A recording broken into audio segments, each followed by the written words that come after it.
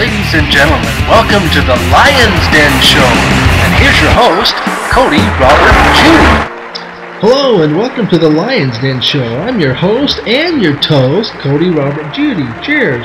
It's good to be with you. Today is March 21st, 2011.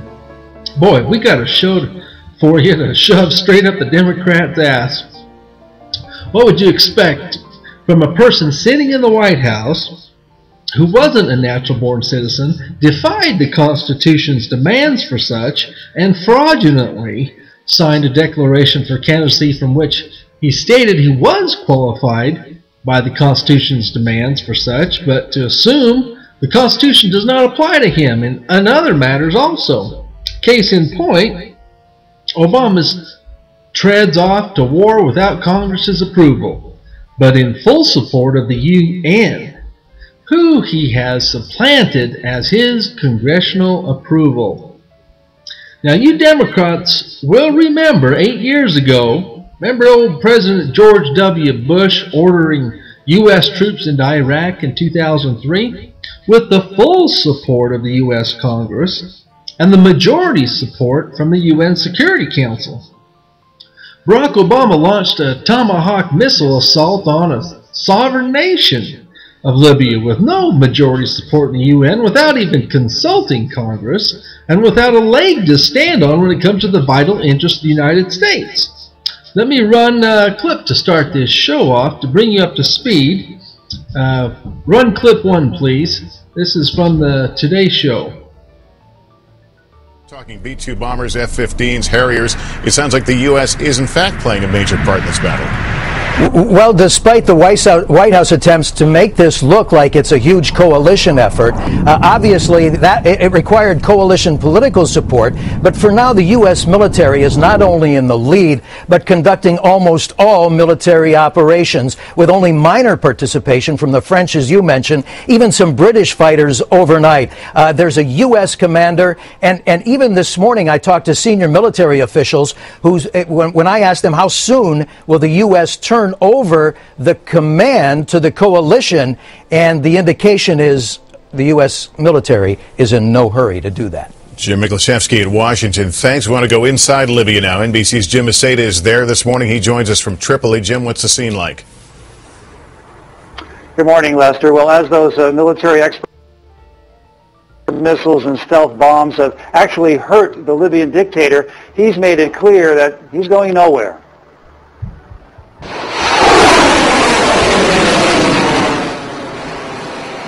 U.S. cruise missiles fired towards Libya's Mediterranean coast, and Operation Odyssey Dawn was underway. Congress was way on recess. Congress was away on recess, and chief nut in the White House, Obama, acted solely at the command of the United Nations without constitutional authority. Obama ordered over $70 million worth of Tomahawk missiles dropped on the sovereign nation of Libya in a dictatorial, tyrannical maneuver to force a regime change of a foreign land, representing no vital interest or danger to the United States. Now, if you were China or Russia or Iran, and you saw this ass running around dropping bombs wherever he damn well pleased, contrary to what you knew the United States Constitution said, wouldn't you be a little alarmed?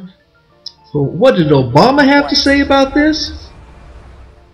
I am deeply aware of the risks of any military action, no matter what limits we place on it.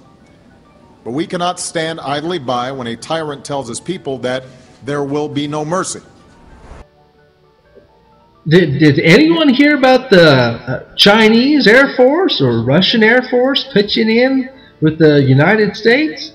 Hear about the Chinese submarines or Russian Navy pitching in with a few missiles into the region for these Libyan citizens? Last I heard, China and Russia were indeed part of the UN, but I certainly didn't see their direct support. Is it too far-fetched a conclusion to say that that was the most unconstitutional action on an unqualified candidate for president ever has taken? Muammar Gaddafi is as defiant as ever this morning. He called the air raids. He launched a military assault on Libya under what authority? He laid A large-scale Crusader. 3 American B-2 stealth bombers have been used in the operation, dropping some 40 bombs on a Libyan airfield. It is significant for the first time because the raid began. American pilots are now taking part in the mission, and now more U.S. fighter jets are attacking Libyan ground forces, we're told. And we're still in the first 24 hours of the coalition operation against Libya after it refused to comply with the UN calls for a ceasefire. The U.S. says 114 Tomahawk cruise missiles were fired on Libya. At least 20 air defense locations along the coast have been targeted. Libya says 48 people. Now, Obama violated his oath of office, Article 1 and Article 2 of the U.S. Constitution and the War Powers Act all in one crazy-ass knee-jerk decision. I don't think so. I believe wholeheartedly this is a test to see what the American people will put up with, and these measures are to test the resolve of America towards the Constitution.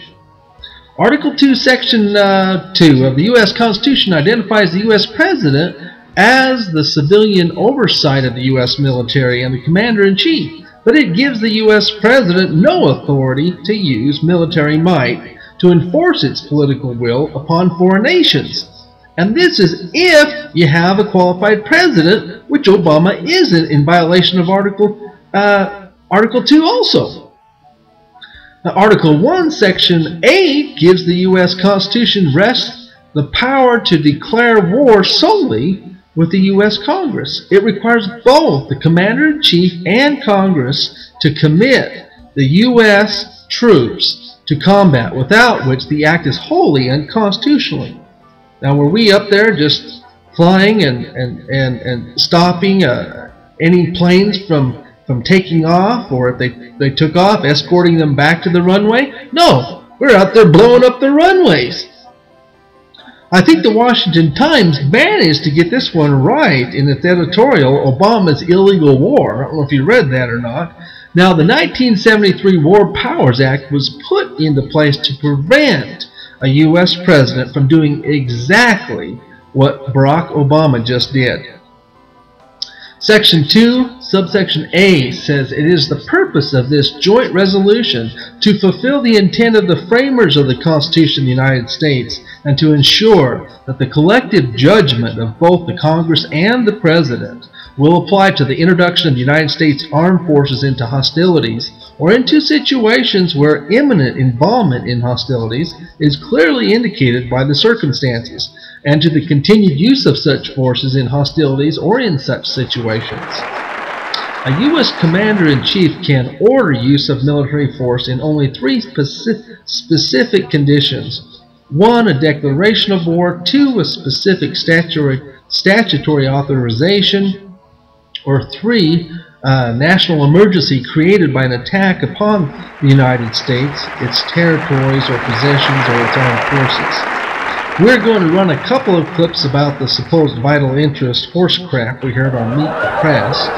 Run those clips, please, will you? Now, the President's top military advisor, the chairman of the Joint Chiefs of Staff, Admiral Mike Mullen. Welcome back to Meet the Press. Good morning, David. Admiral, are we at war with Libya? We are actually started yesterday, a limited operation and narrow in scope, focused on supporting the United Nations Security Council resolution, which very specifically focused on humanitarian efforts, protecting the civilians in Libya, and I'd also say that operations yesterday went very well. Certainly, and putting in place a no-fly zone, which is what we're doing right now, and effectively, he hasn't had any aircraft or helicopters fly in the last couple days, so effectively that no-fly zone has been put in place. But just to speak plainly about it, as you've said, any no-fly zone begins with an act of war. This is war against Libya. Well, what we did certainly is we took out his radars, his ability to, for the most part, attack us from the ground, and that's how you start to set up a no-fly zone. Again, it's very focused on ensuring that he can't continue to execute his own people, and we don't see any indications of any kind of large-scale massacre at this particular point in time. Let's look at the map here and talk about both the geography and some of the strikes. These are, according to the Defense Department, where some of the strikes are. Obviously, Tripoli, which is where Gaddafi is. In Benghazi, you don't see any strike points on that particular map. We know from our reporting out of our own folks at the Pentagon that B-2 bombers were deployed, dropping some 40 bombs. Also questions about the double standard here. Why do we make a move on Libya, and yet in Bahrain, where Saudis send troops in to help a monarchy, we stand back? Well, again, this mission is very focused on Libya, and we're paying a lot of attention to what's going on in Bahrain and in the Persian Gulf as well. And the other thing is, each one of these countries, I think, is different. We've tried to focus on it in a different way. We've had a great friendship with Bahrain for many, many decades. We've got one of our main naval bases are there, and we're working hard to support that in a way to certainly see a peaceful outcome there in terms of how it evolves when the Bahraini people are asking for change as well. Is it possible that it's too late to really make a difference here? Had a no-fly zone been implemented a couple of weeks ago when the rebels had more momentum, that would have been the time to act, and now it's too late? I think that's speculation, Dave. I don't know that going 2 weeks ago would have turned this one way or another. Essentially, I think it was important, obviously, to have the international sanctioning, the United Nations resolution, and the coalition, a broad coalition which both condemns him and actually acts against him in terms of implementing the specifics of the no-fly zone. How long will this go on? It's hard to say how long it will go on. I mean, over the last 24 hours, there's been a significant amount of progress. As I said, effectively, the no-fly zone has been put in place. We have halted him in the vicinity of Benghazi, which is where he was most recently on the march, and then it's hard to say what will happen in the next few days or weeks. And what happens if Gaddafi goes? Are we prepared to see the rebels put forward a leader for that country? Well, we've actually been in touch with the opposition in terms of understanding what they want, but I think there's certainly a lot. The U.S. Congress has not declared war against a foreign nation since World War II. But when George W. Bush sent troops into Afghanistan and Iraq following the September 11, 2001 attacks on U.S. soil, he not only consulted Congress in advance, he sought and received specific statutory authorization from Congress before ordering the troops into combat. Bush complied with the Constitution and the War Powers Act under the conditions number 2 and number 3. He also had a broad coalition of UN partners backed by years of Iraqi broken UN resolutions. In Obama's assault upon Libya, none of these conditions exist. Congress did not declare war, Congress was not consulted, and did not give specific statutory authorization, and the U.S. was not attacked in any way by Libya, which presented no threat to the U.S. or U.S. assets. This attack is not justified by the pursuit of oil or the unauthorized support of Libyan revolutionaries, of which we presume are Muslims. Do you suppose Obama has just authorized the United States into a religious war? We were a little more covert in that nature when it came to helping the rebels of Afghanistan fight the Soviet Union. What is really surprising to me is there was no time allowed for UN sanctions to run a course before we went in there and started blowing things up and killing people and advertising the fact that we're the ones who did it.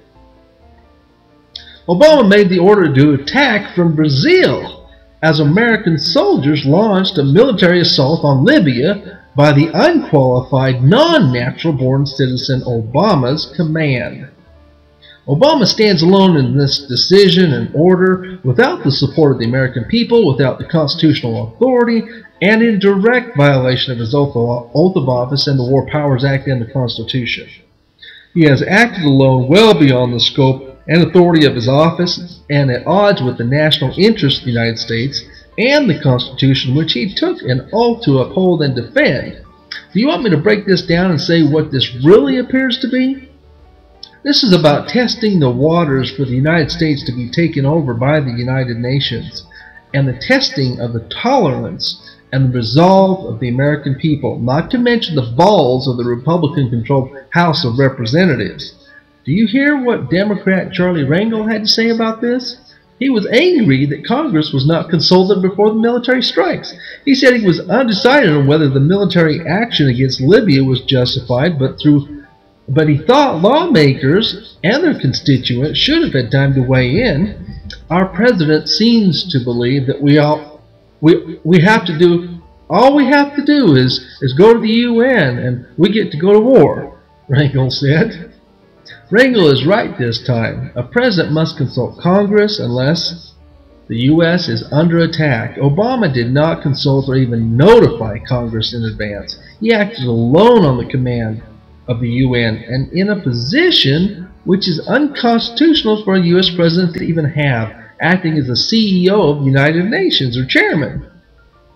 The situation points a finger that the UN clearly has command over Barack Obama. However, the UN has no command authority over U.S. armed forces. Obama used U.S. soldiers illegally and unconstitutionally. Anti-war liberal and libertarian politicians like Ron Paul have attacked President Bush for years on Iraq and Afghanistan, even though Bush openly consulted, sought, and received congressional authority for both military actions. We have a clear violation of use of presidential powers, and where are all the Bush haters now? Where's Code Pink, MoveOn.org, or the Ron Paul anti-war constitutional conservatives of the Tea Party in the Republican House? Americans should become well aware of the fact that we have a lawless renegade regime running our federal government, which does not concern itself with the Constitution or the U.S. Constitution. And talk about double standard. How in the world do we watch Saudi Arabia walk into Bahrain with their military when we attack Saddam Hussein for crossing into Kuwait? Run that last clip for me, please. Certainly, we've looked at, as we've prepared for this, all kinds of options. The President's been very clear that we're not going to put any boots on the ground. This isn't about occupation in any way, shape, or form. But what if it doesn't work? What if the goal of preventing civilian death or the goal of getting him out of power doesn't work? Why put that limit in place? Well, I think certainly the no-fly zone will allow us to continue to both attack and monitor his forces, and at least initially it looks like it's had a positive impact in terms of preventing further civilian casualties. And I think what happens next, and speculating about that, is there's uncertainty associated with that. The whole idea is to put as much pressure on this guy so he doesn't continue to kill his own people and isolate him internationally, which he is, I believe, more than he has ever been. But isn't it a legitimate, it's not just a diplomatic question, it's a military question. If the goals do not prevent